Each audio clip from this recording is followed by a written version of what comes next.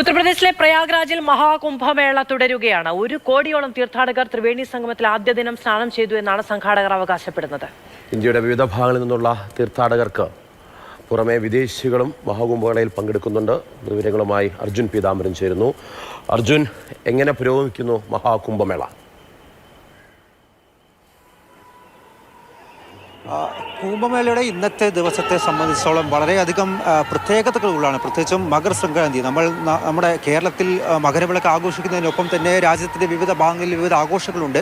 മകരസംക്രാന്തിയായും മകർ സംക്രാന്തിയുമായിട്ടെല്ലാം തന്നെ ഉത്തർപ്രദേശിൽ അത് ആഘോഷിക്കപ്പെടുന്നു. അന്ന് അതുമായി ബന്ധപ്പെട്ട് ഇന്നത്തെ ദിവസം അമൃത് സ്നാൻ എന്ന് പറയുന്ന ചടങ്ങാണ് ഇന്ന് രാവിലെ മുതൽ സൂര്യൻ ഉദിക്കുന്നതിന് മുൻപ് മുതൽ തന്നെ പുരോഗമിച്ചുകൊണ്ടിരിക്കുന്നത്. പ്രധാനമായിട്ടും ഈ മഹാകുംഭിലെ ഏറ്റവും പ്രധാനപ്പെട്ട അഖാരകൾ, അതായത് സന്യാസി അഖാരകൾ 11 സംഘങ്ങളുണ്ട്.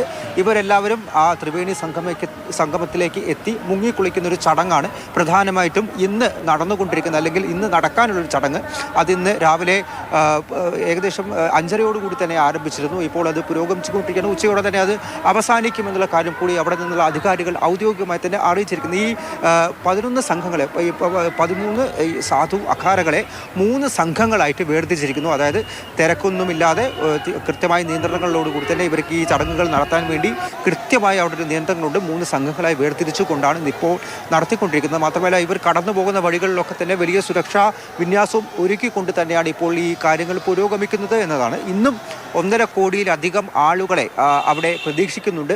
സർക്കാരിൻ്റെ പല ഔദ്യോഗിക കണക്കുകൾ വരുന്നുണ്ട്. ഇതിനോടകം തന്നെ 1 കോടിക്ക് അടുത്തേക്ക് ആളുകളായിട്ടുണ്ട് എന്ന് അടക്കം പറയുന്നു. അവിടെ ഈ മുങ്ങി കുളിക്കുന്ന അല്ലെങ്കിൽ ഈ സ്നാനം എടുക്കുന്നവരിൽ എന്തായാലും ഇന്നും 1.5 കോടിയിലധികം ആളുകൾ എത്തുമെന്നുള്ള കാര്യം പറയുന്നു. അടുത്ത ദിവസങ്ങളിലും ഇതേ രീതിയിൽ തന്നെ വലിയ തിരക്കാണ് അവിടെ സംഘാടകർ പ്രതീക്ഷിക്കുന്നത്. എന്തായാലും ഈ പ്രത്യേക ദിവസം ഈ അമൃത് സ്നാൻ എന്ന് പറയുന്നു, അത് ഈ മകർ സംക്രാന്തിയുമായി ബന്ധപ്പെട്ടുള്ളതാണ്. അതും വലിയ രീതിയിൽ തന്നെ വിശദാംശങ്ങളാണ് അർജുൻ പീതാംബരൻ നൽകിക്കൊണ്ടിരിക്കുന്നത്.